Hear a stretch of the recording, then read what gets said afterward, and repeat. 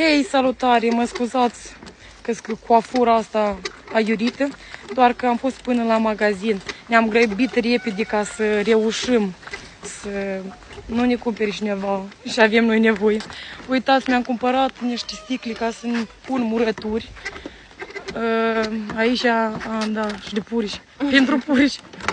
Eu am ceva la față, nu contează, n-are nevoie că astăzi lucrez. Lena, tu și aia cu, tu ai cumpărat și eu am pentru pește mai mult. Apropo, în sfârșit mi-am luat o undiță, noroc de Lena.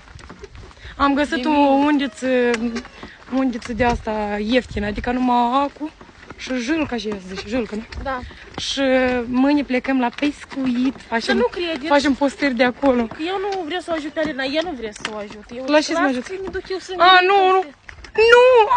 încet. Păi, am zis că eu vreau să te ajut, dar tu n-ai. Ok, scrieți în comentarii dacă vreți să postăm pe mâine, când ne ducem la pescuit, să vedem dacă o primim. Dar stai la carios, nici nu avem iozuri. Noi ne ducem la Potrivălci. Dar nu avem voie.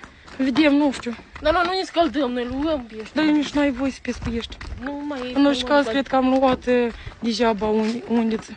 Nu știu dacă avem voie să pescuim undeva. Vă urăm o zi frumoasă, scrieți în comentarii voi și munciți astăzi. Da.